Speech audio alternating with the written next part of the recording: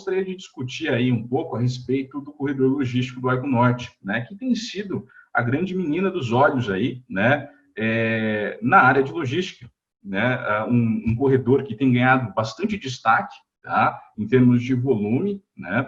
Então, quando a gente fala em agronegócio, né, dentre todos os produtos produzidos, né, aquele de maior volume que ganha destaque no Brasil, né, é o setor aí de grãos, né, principalmente soja e milho, né. E quem que é o nosso maior consumidor, né? Quem que é o maior cliente aí do agronegócio brasileiro hoje? É a China, né. Então, o que a gente consegue visualizar nos últimos anos, basicamente, é um aumento bastante significativo na produção, principalmente de soja, né? Essa produção de soja bastante direcionada para a exportação, né? E expandindo aí, inclusive, novas áreas, né? Fomentando também o desenvolvimento tecnológico a partir do aumento da produtividade, né? E o que a gente consegue observar é que, ano a ano, tá, a nossa distância média de exportação tem aumentado. Tá? Tem aumentado. E o Brasil tem algumas características importantes, né? Um país de dimensões continentais, que tem uma heterogeneidade de infraestrutura muito grande, uma dependência do transporte rodoviário muito grande.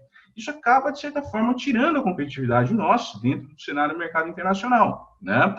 E daí a importância dos grandes corredores, né? Então, só para relembrar, né? Hoje nós temos aí uma matriz de transporte bastante, né, rodoviária, né? Nós utilizamos muitas das rodovias no país, né? E a rodovia, obviamente, ela é boa, né? Mas muitas vezes acaba sendo vilanizada porque ela é utilizada para movimentação de cargas a longas distâncias, né? Encarecendo bastante, né? Porque é um transporte que tem uma baixa eficiência energética, né? Hoje um rendimento de consumo de combustível, por exemplo, no setor de transporte, gira em torno de 2 km por litro, tá? Bom, e por que nós temos uma dependência muito grande do transporte rodoviário? Porque nós temos uma oferta de infraestrutura predominantemente rodoviária, né? Quando a gente fala aí em rodovias, né, pavimentadas, nós temos 211 mil quilômetros, frente aí a 30 mil quilômetros de ferrovia, sendo que somente desses 30 mil quilômetros de ferrovia que nós temos no país, um terço, de fato, tem operação comercial. Isso advém lá do século XIX, né? No século XX, praticamente, nós não tivemos grandes movimentações aí no sentido de ampliação do transporte ferroviário no país, né? E nós temos, né, um potencial muito grande com a utilização de hidrovias. Atualmente nós temos uma malha hidroviária, né, por volta de 22, por volta, na verdade, de 40 mil quilômetros, tá? Mas economicamente navegável metade disso, algo em torno aí de 22 mil quilômetros, tá? Bom, então, vamos tentar analisar aí, tirar um retrato desses últimos anos, tá? O que tem acontecido com essa logística, né? Essa infraestrutura de transporte.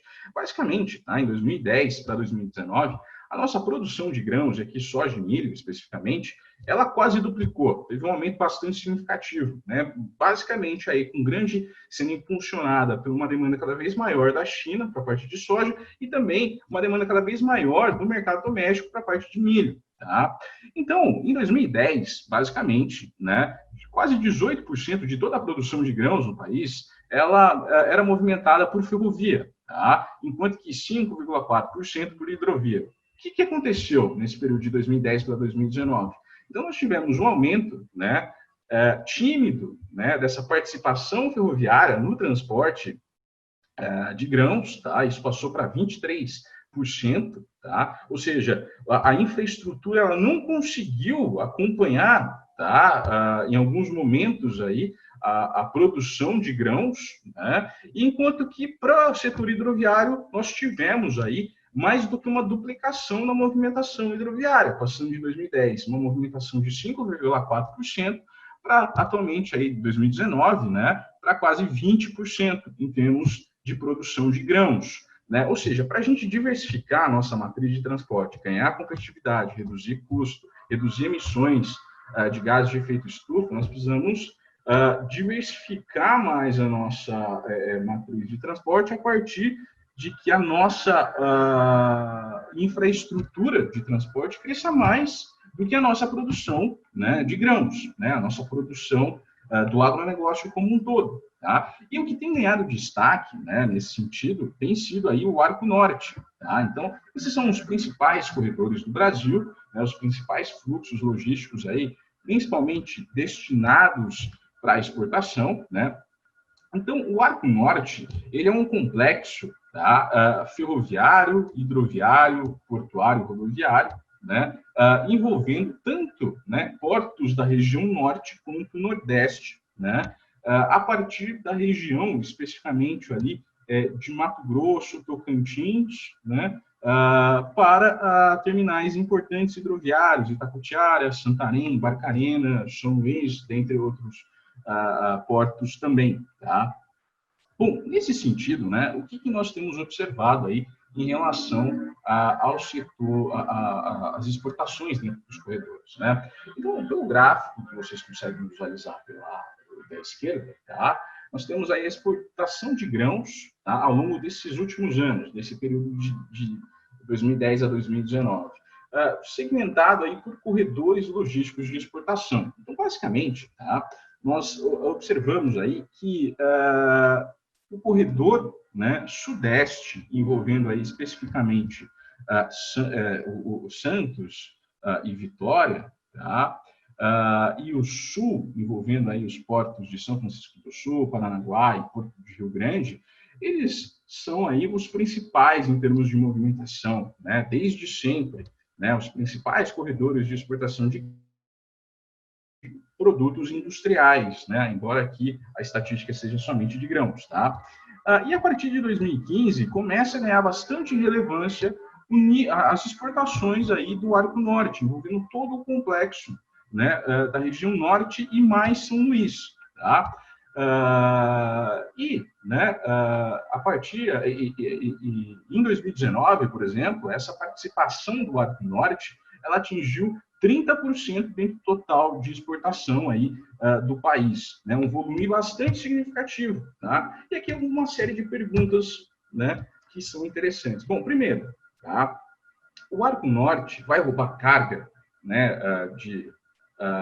dos eixos tradicionais, sul e sudeste? Não, provavelmente não, né, porque sul e sudeste têm a sua demanda cativa. Então, o Arco Norte ele tem aumentado bastante o seu volume, né, de exportação, decorrente, né, principalmente também do aumento do nível de produção de grãos, né, e especialmente em regiões de fronteira agrícola. Tá?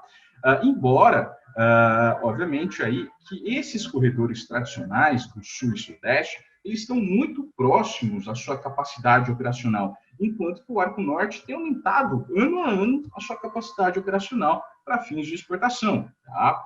Bom, então, na figura da direita, nós temos aí duas figuras, na verdade, do lado direito. Tá? A primeira é a quantidade de exportação, né, de grãos aí no ano de 2019, o ranking de exportação. Então, de fato, o Santos, predominantemente aí o maior porto de exportação do país, né, de grãos.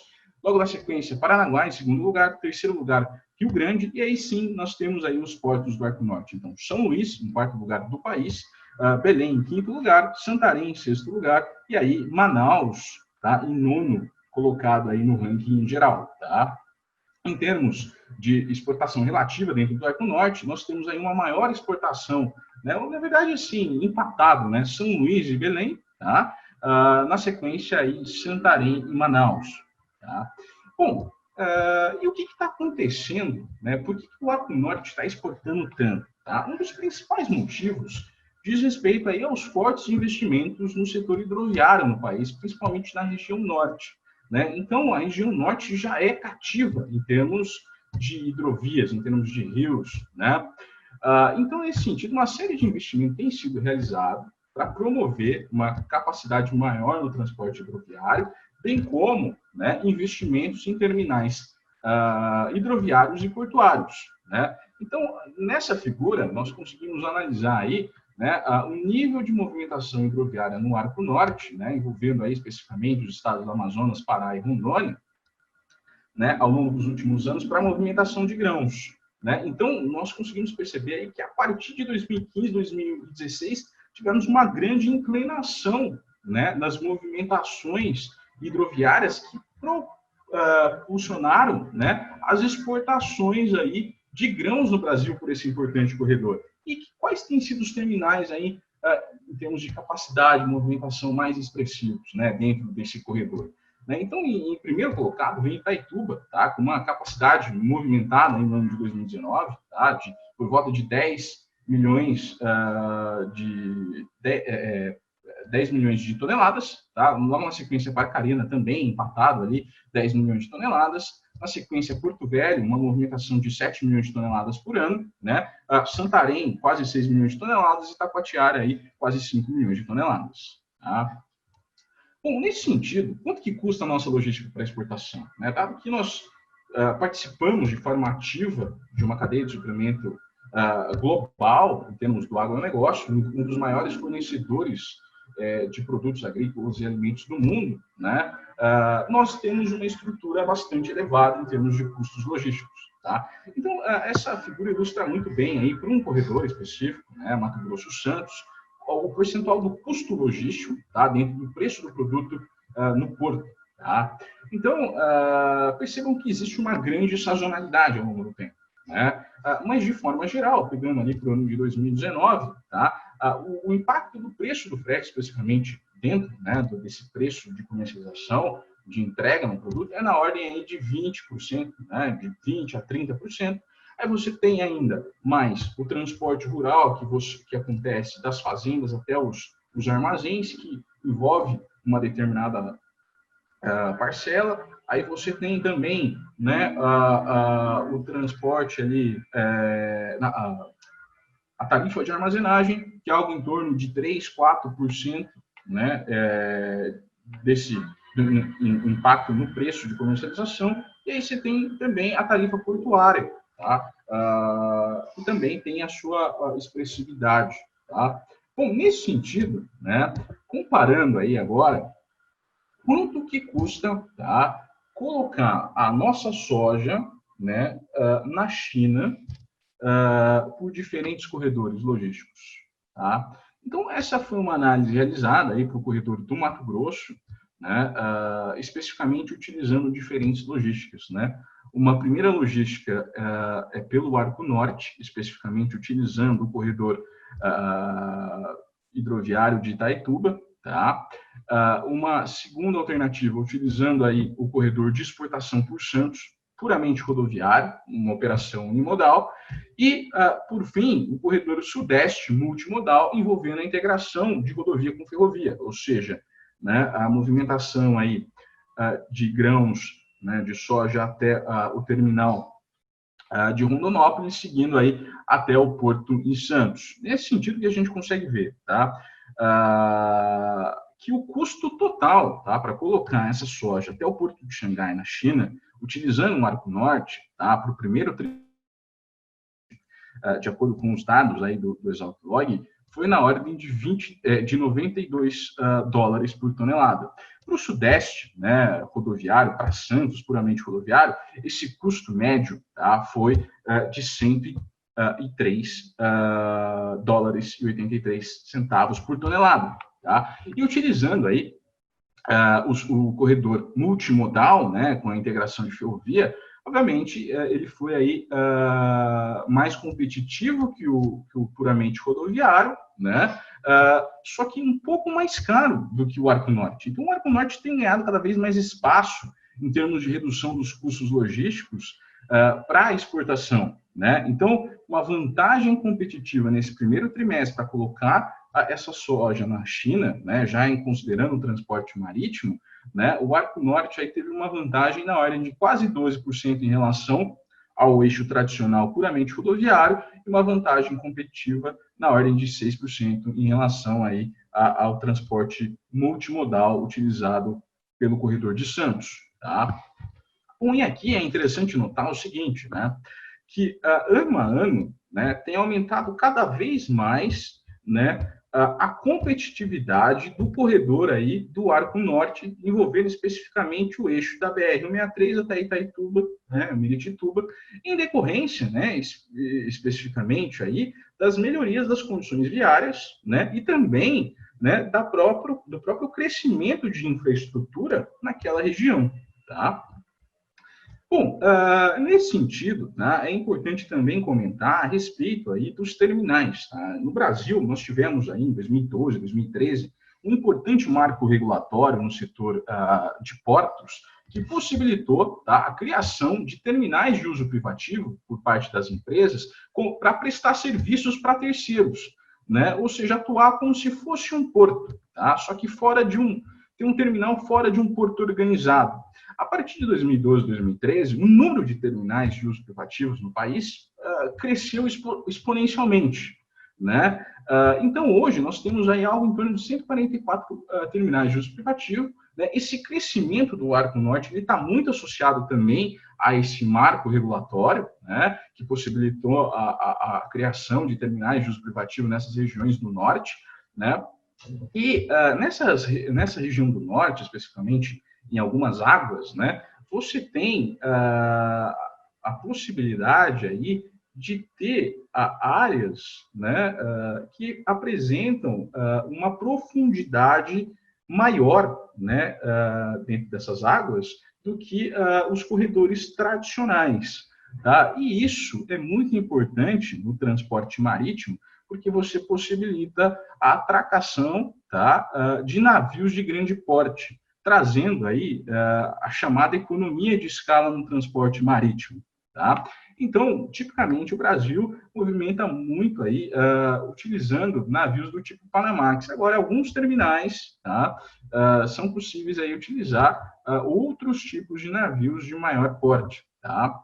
E pode trazer aí uma série de benefícios. Bom, e para finalizar, tá, quais têm sido aí os desafios e as oportunidades dentro aí desse corredor do Arco Norte? Bom, primeiro, o corredor do Arco Norte, tá, tem se demonstrado ser uma solução rápida para o sistema logístico brasileiro, né, que foi implementada, né, num intervalo relativamente curto de tempo, talvez aí um case internacional de como que a logística mudou em tão pouco tempo num país de dimensões continentais. Tá? O Arco Norte também acaba sendo um grande indutor do crescimento, né, do agronegócio em regiões de fronteira. Tá? Então, essa é uma discussão bastante interessante, porque normalmente você tem duas linhas de raciocínio, né, para planejamento de transporte. Então, ou você, né, planeja um transporte para desenvolver economicamente aquela região, tá? Ou aquela região se desenvolve comercialmente e depois vem a infraestrutura logística. E normalmente, no caso brasileiro, essa segunda opção é o que mais acontece. E aqui é um exemplo claro na região do Arco Norte, uma região que já estava sendo desenvolvida, tá? Mas veio a infraestrutura e agora, obviamente, está sendo também uma indutora do crescimento, né, de produção, do desenvolvimento econômico, social e até mesmo ambiental dessas regiões. Tá?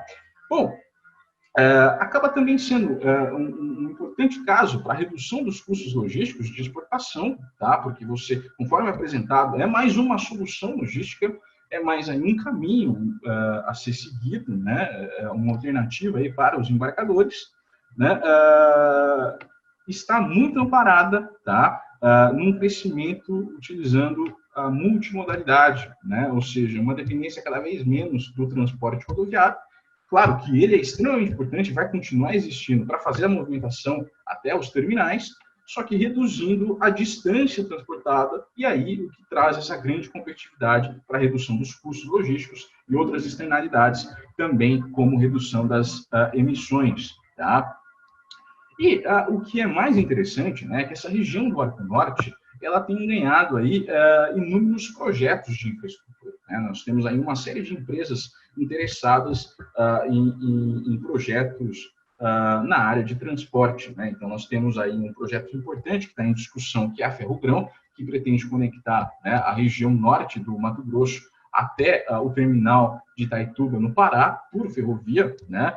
Nós temos também a concessão da própria PR-163, que conecta essa mesma região, tá? Trazendo aí melhorias nas condições viárias, dando maior assistência para o motorista. Né? Temos também projetos bastante interessantes de criação de novos terminais nessa região.